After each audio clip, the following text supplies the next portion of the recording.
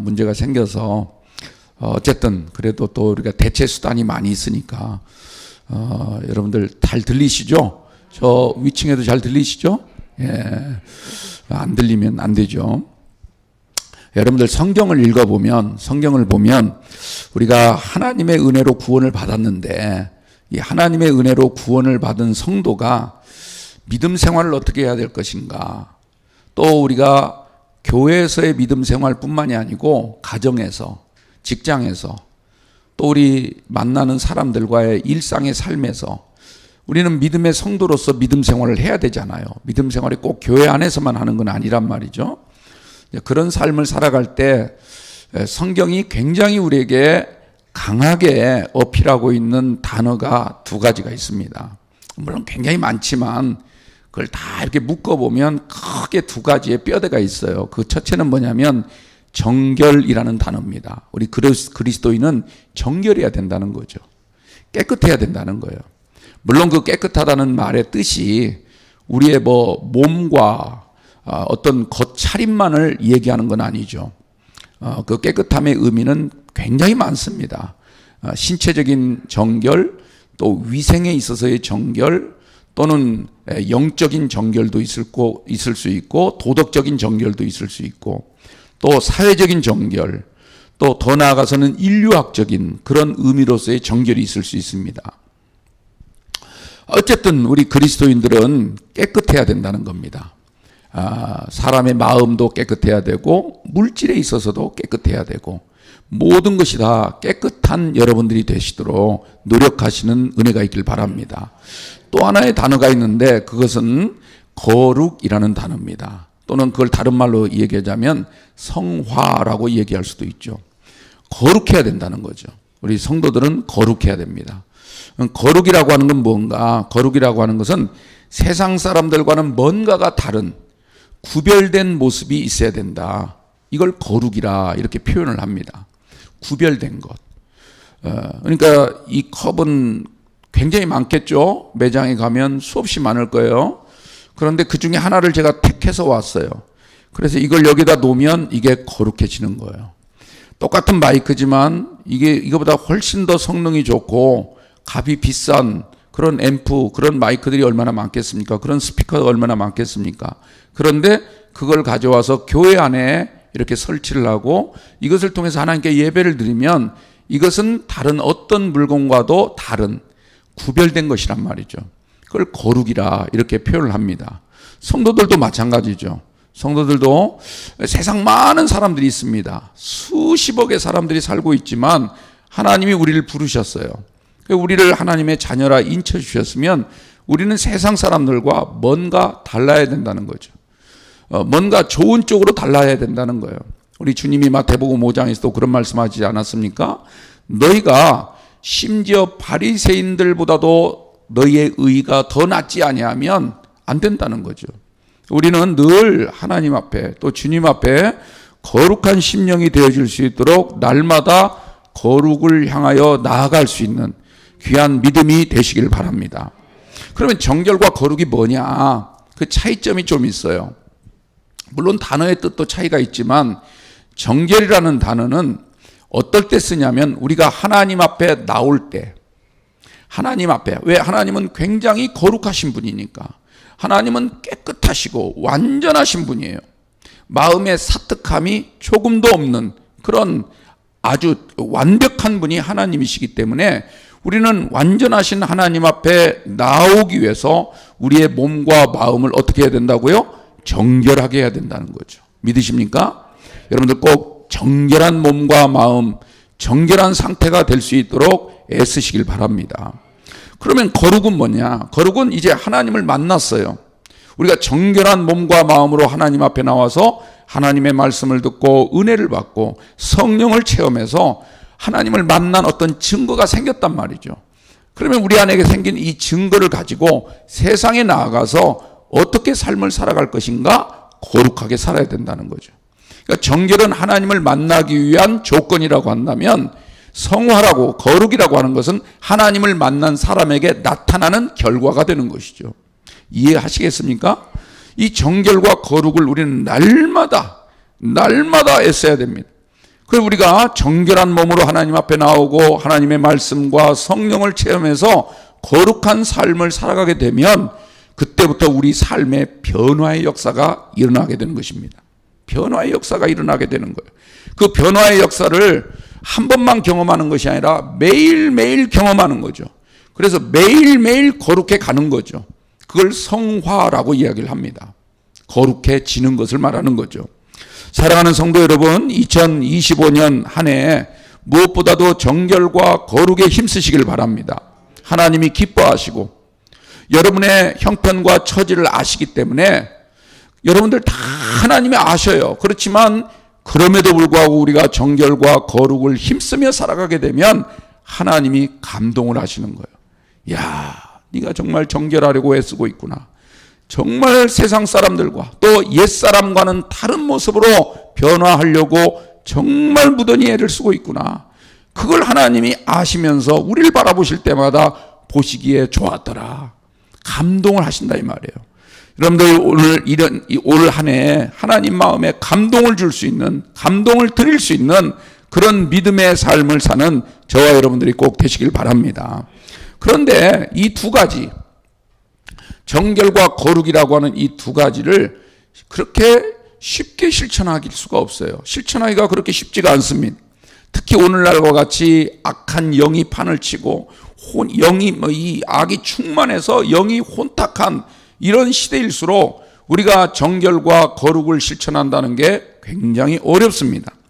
그러나 어렵다고 해서 우리가 포기해야 되는가? 그렇지 않아요. 그 PJ 논란이라고 하는 유명한 그 학자가 있는데요. 이분이 이런 말을 했어요. 세상에 구원받을 수 없는 사람은 아무도 없다.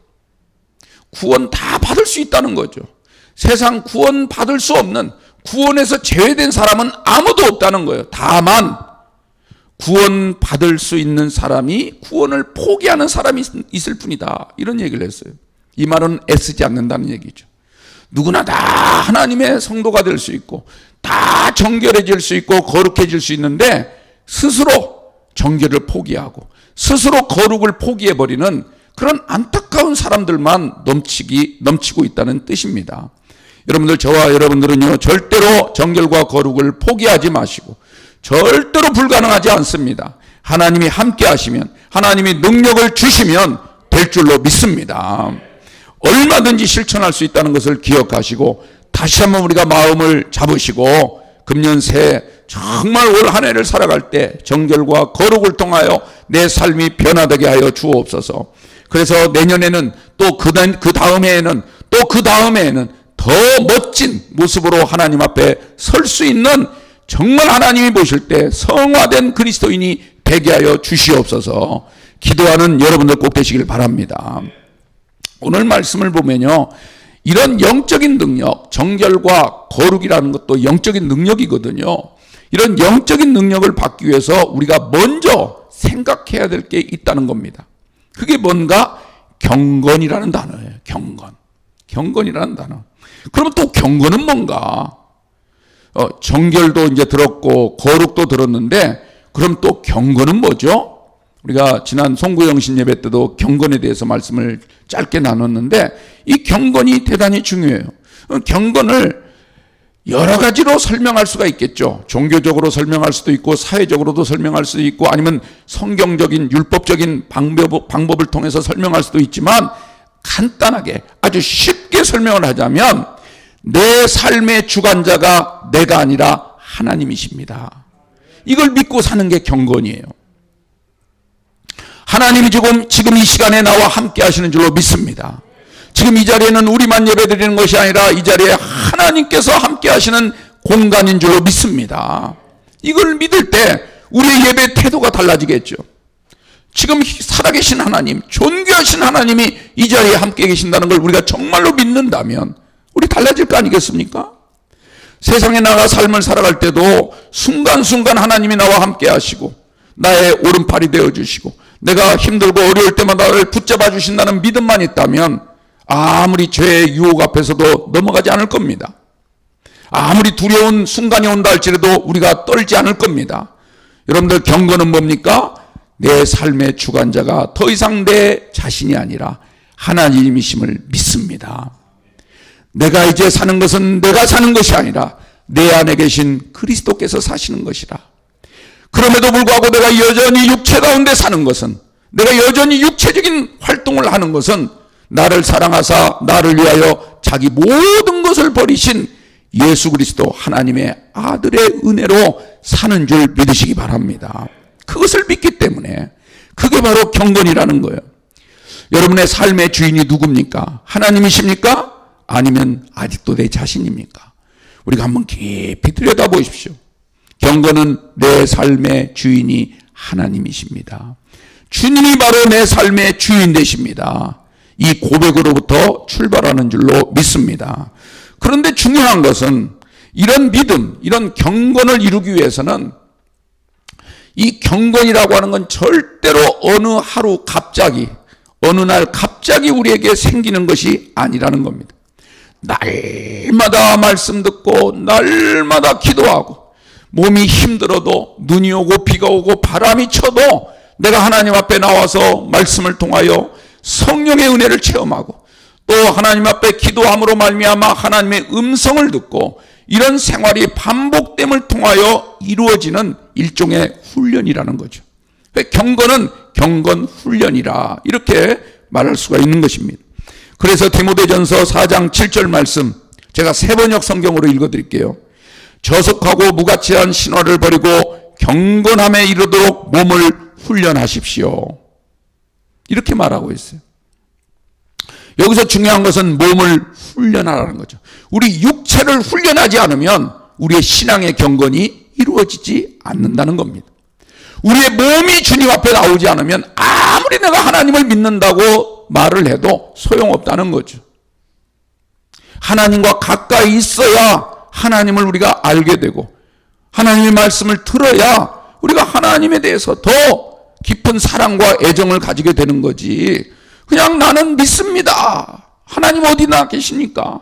여기도 계시고 저기도 계시고 산에도 계시고 들에도 계시고 물론 하나님은 어디든 계시죠. 그러나 우리가 몸을 다하여 정말 하나님 앞에 나와 애쓸 때 하나님은 우리의 육신을 통하여 경건을 이루게끔 훈련하도록 은혜를 베풀어 주시는 줄로 믿습니다.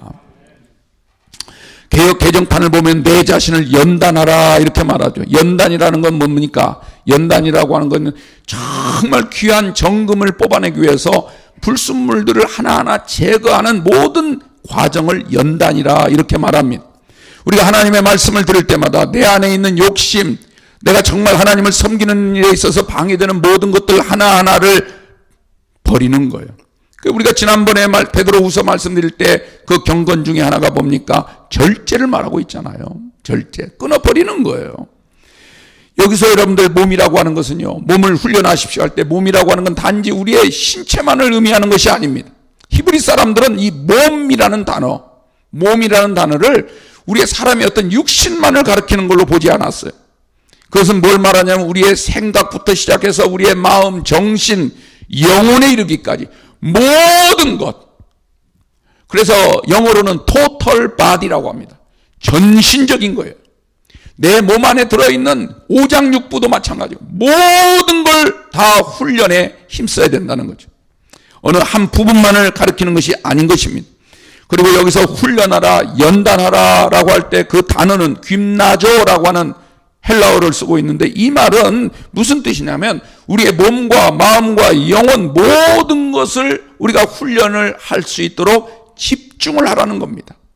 다른 생각하지 말고 오로지 주님만을 생각하고 내가 이 경건을 이루어야만 나는 구원을 이룰 수 있다라고 하는 그 절대적인 심령을 가지고 하나님 앞에서 훈련을 하는 것, 이게 바로 귐나조라는 단어의 뜻이에요.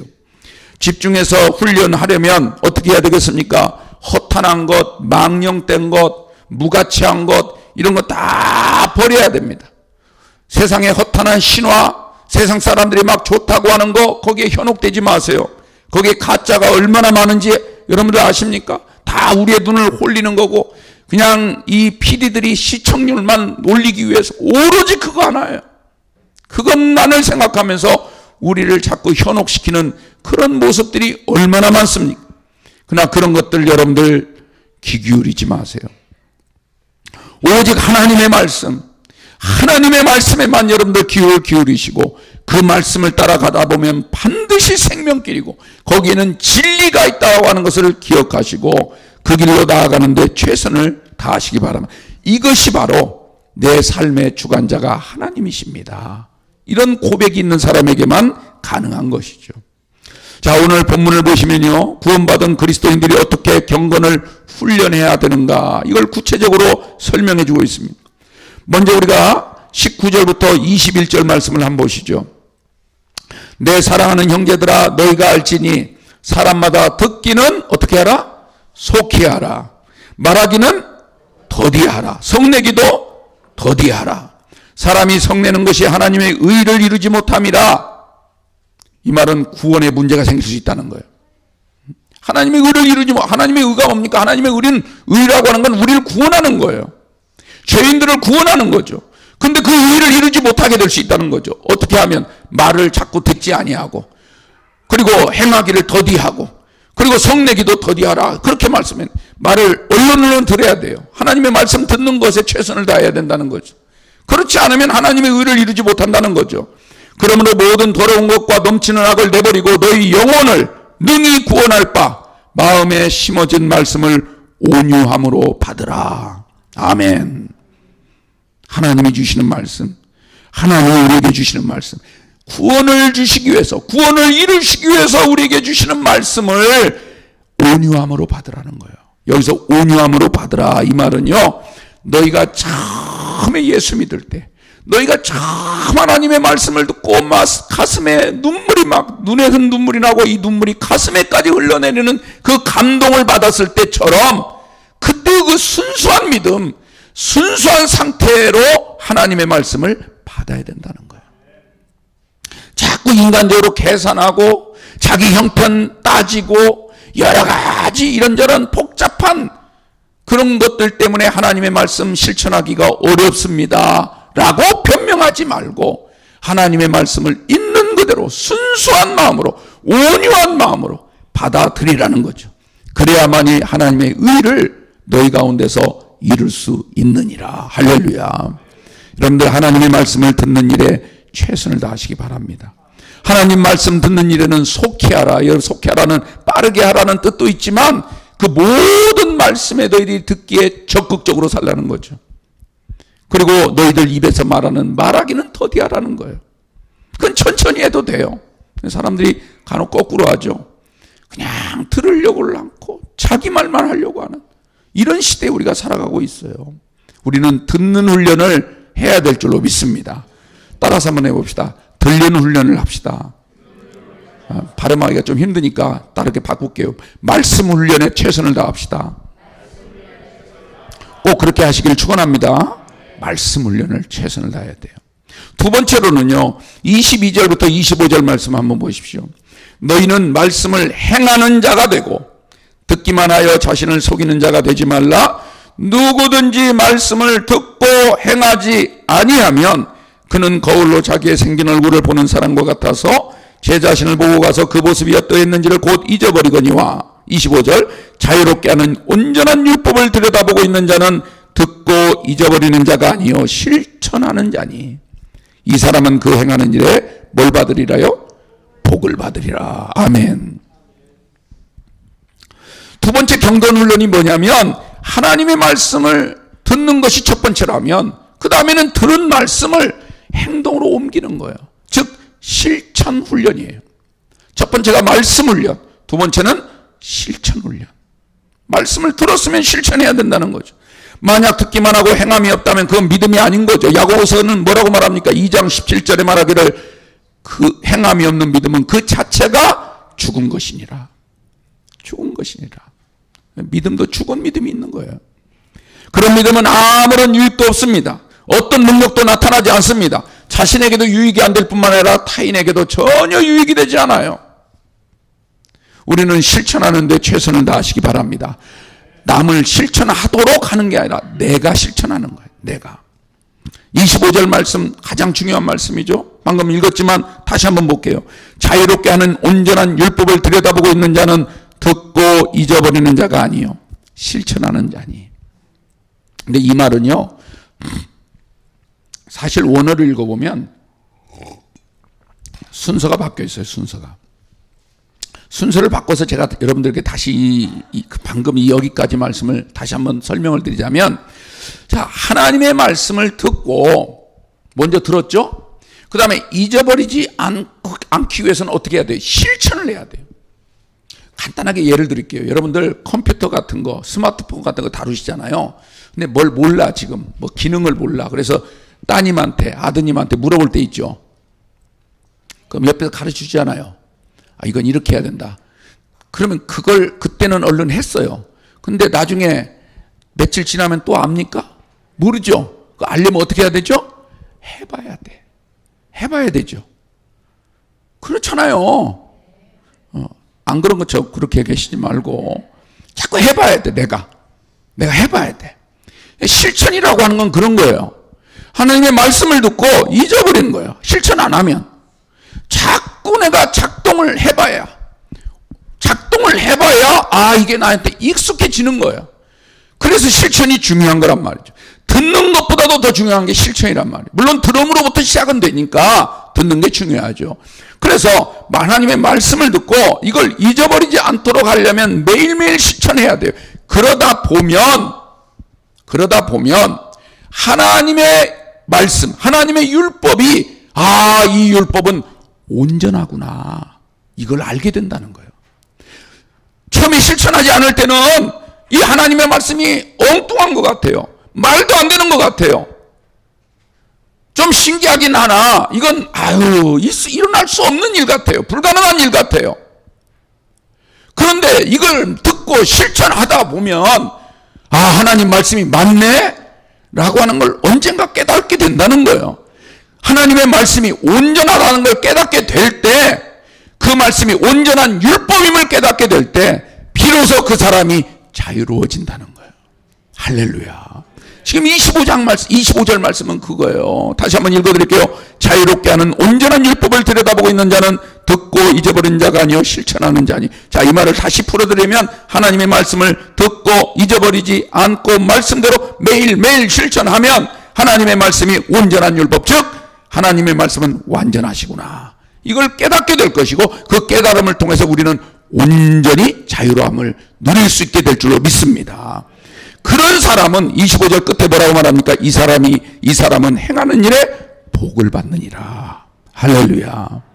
여러분들, 복 받는 비결 간단해요. 하나님의 말씀을 잘 듣고 실천하십시오. 그러면 언젠가 하나님의 말씀이 진짜라는 걸 알게 됩니다. 그때 여러분들 마음에는 자유함이 생기게 돼요. 그전에는 하나님의 율법을 듣기만 하고 실천하지 않으면 하나님의 말씀이 거북해요. 자꾸 거북해요. 나를 불편하게 만들어요. 내가 하기 싫은 일을 자꾸 하라고 하거든요. 불편해요. 자유함이 없어요. 그럼 한번 해보세요. 반드시 하나님이 자유함을 주실 줄로 믿습니다. 마지막 세 번째로요, 26절 27절을 또 한번 보세요. 누구든지 스스로 경건하다 생각하며 자기 혀를 재갈 물리지 아니하고 자기 마음을 속이면 이 사람의 경건은 헛것이라. 하나님 아버지 앞에서 정결하고 더러움이 없는 경건은 곧 고아와 과부를 그 환난 중에 돌보고 또 자기를 지켜 새 속에 물들지 아니하는 그것이니라. 아멘이십니까? 여러분들, 이 말씀이 무슨 뜻일까? 이 무슨 뜻인가를 알려면 우리 말씀을 한번 천천히 한번 들여다보세요. 오늘 방금 26절 27절 이 말씀에 여러 가지 내용이 담겨 있어요. 근데 이 내용에 담겨 있는데 이걸 좀 나눠보자고요. 경건 중에도 헛된 경건이 있다는 거예요. 열심히 경건 훈련은 하는 것 같은데, 겉으로 볼 때는 분명히 열심히 신앙생활을 하는 것 같은데 헛된 경건을 추구하는 모습이 있다는 거예요. 그런 사람이.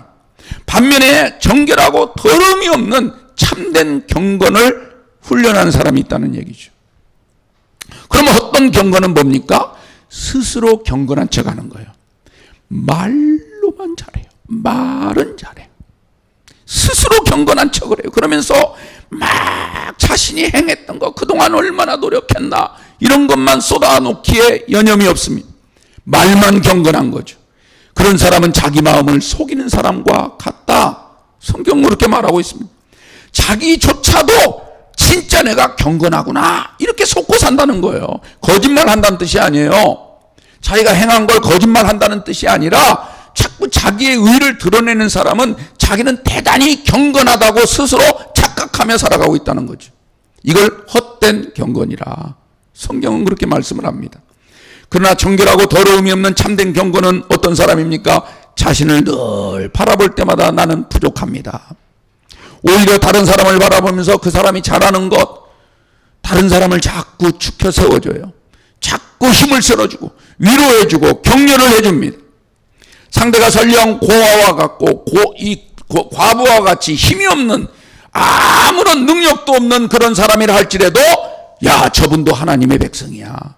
저렇게 힘들고 어려운데 저렇게 가난하고 몸도 불편하고 그리고 생활이 힘든데도 불구하고 하나님 앞에 나와서 예배드리는 그 모습을 보니 저분이야말로 경건한 사람이구나. 이걸 우리가 인정을 해야 돼요. 인정해야 됩니다. 자기만 잘하는 걸 생각하고 다른 사람을 업신여기고 무시하는 것은 헛된 경건이라는 거예요. 그리고 또 혹시 다른 성도들이 환난이라도 당하면, 누가 정말 큰 병에 걸렸거나 어려운 상황에 놓이면 어떻게 합니까? 우리가 정말 하나님 앞에 나와서 간구를 해야 돼요. 간구를 해야 돼요. 그분을 위해서, 병 낫기를 위해서 간구하고, 평소에 나오고 별로 친하지 않았던 사람이라 할지라도, 내가 잘 모르는 성도라 할지라도 내가 한 교회에서 같은 하나님을 섬기고 있다는 그 이유만으로 내가 저분을 위하여 기도해주고 간구하면 하나님께서 어떤 역사를 베풀어 주신지 아십니까? 그 사람의 질병도 고쳐주시고 할렐루야. 그 사람의 문제도 풀어주시고 할렐루야. 그 사람의 복잡한 사정도 하나님이 만져주시고 다 그렇게 하시고, 그럼 나한테는 별 유익이 없네? 아니에요. 새 속에 물들지 않도록 복을 주세요. 오늘 말씀이 그 얘기예요. 고아와 과부와 약자를 돌봐주고 환난을 당할 때마다 늘 관심 가져주고 찾아가서 돌봐주고 도와주면 저들은 생명을 얻게 되고 다시 건강을 되찾게 되고 다시 모든 것이 온전해지는 축복을 받게 되는데, 그들만 그런 것이 아니라 나 역시도 그 일을 통해서 내가 정말 기도하고 그 사람을 위해서 열심히 관심 가지고 하나님께 간구했던 그 믿음을 통해서 나는 더욱더 믿음이 확고해지고 더욱더 새 속에 물들지 않은 경건한 모습으로 나아가는 성도가 될 줄로 믿습니다. 모두에게 이익인 거죠. 상대에게는 육신의 문제만 해결됐지만 나는 영혼의 문제까지 유익을 얻게 될 줄로 믿습니다. 이 놀라운 비밀을 꼭 깨닫게 되기를 주님의 이름으로 축원합니다. 오늘 경건에 대해서 특히 우리가 하나님 앞에서 정결하고 더러움이 없는 경건, 꼭 기억하십시오. 이 경건은 하나님을 믿는 우리 그리스도인들에게 있어서 절대적으로 필요한 겁니다. 선택 과목이 아니라 필수 과목인 거예요. 필수 과목. 경건은 결코 어느 날 갑자기 하루아침에 이루어지는 게 아닙니다. 날마다 쉬지 않고 훈련과 연단을 통해서 우리에게 쌓여져 가는 거예요. 오늘과 같은 세상에서는 경건이 언제 무너질지 몰라요. 항상 우리는 경건에 힘써야 돼요. 왜? 평생을 우리가 경건에 힘썼다 할지라도요, 오늘 같은 세상에서는요 순간 무너져 내려요. 경건의 탑을 쌓기는 엄청나게 힘들고 어려워도 무너뜨리는 건 순간이에요. 그러므로 우리는 항상 경건에 힘쓰는 성도가 되어야 될 줄로 믿습니다. 바울은 디모데후서 3장에서 말합니다. 이 말세 때가 되면 나타나는 어떤 영적인 징후들이 있다는 거예요. 거기에 18가지의 악한 현상들을 말하고 있습니다. 제가 하나하나 읽어드릴게요. 너는 이것을 알라. 말세에 고통하는 때가 이르러 사람들이 첫째는 자기를 사랑하며 돈을 사랑하며 자랑하며 교만하며 비방하며 부모를 거역하며 감사하지 아니하며 거룩하지 아니하며 무정하며 원통함을 풀지 아니하며 모함하며 절제하지 못하며 사나우며 선한 것을 좋아하지 아니하며 배신하며 조급하며 자만하며 쾌락 사랑하기를 하나님 사랑하는 것보다 더하여서, 18가지를 설명을 해요. 그런 다음에 마지막에 경건의 모양은 있으나 경건의 능력을 부인하는 자니 너는 이 같은 자들에게서 돌아서라. 바울이 그렇게 명령을 합니다. 너는 이 같은 자들에게서 돌아서라. 이 말은 그런 사람들을 버리란 뜻이 아니라 너희는 그런 마음을 갖지 말고 살아라. 너희들은 하나님을 바라봐라. 그래서 자기를 사랑하는 것보다도 하나님을 더 사랑하고 돈을 사랑하는 것보다도 예배를 더 사랑하고 할렐루야.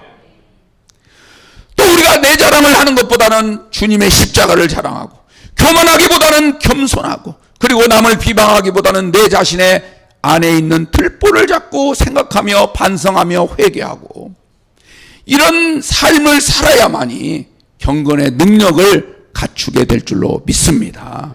사랑하는 성도 여러분, 경건하면 반드시 능력이 나타납니다. 경건하면 하나님이 기뻐하셔요. 또 우리에게 놀라운 은혜를 주십니다. 하나님도 감동을 하셔요. 야, 이 악한 세상에서, 이렇게 악한 세상에서 저렇게 경건하게 살려고 애쓰고 있구나. 하나님이 아셔요. 하나님 우리 마음을 아셔요. 첫 번째 경건 훈련이 뭐라고요? 하나님의 말씀을 잘 듣는 말씀 훈련. 두 번째는요, 들은 말씀을 날마다 생활에서 실천하는 순종의 훈련. 세 번째는 뭡니까? 교인으로서의 의무를 다했다고 그걸 가지고 스스로 경건한 척 말하지 말고 믿음을 지키면서 세속에 물들지 않도록 늘 이웃을 살피고 다른 어려운 이들에게 관심을 가지고 사랑을 실천하는 사랑의 실천. 이 세 가지가 경건의 핵심이라는 겁니다. 여러분들, 우리 모두가 2025년은 경건을 이루는 한 해가 되시기 바랍니다. 반드시 승리하게 될 줄로 믿습니다. 경건 훈련에 힘쓰므로 말미암아 승리하는 2025년 한 해가 되시기를 주 예수의 이름으로 축원합니다. 기도하겠습니다.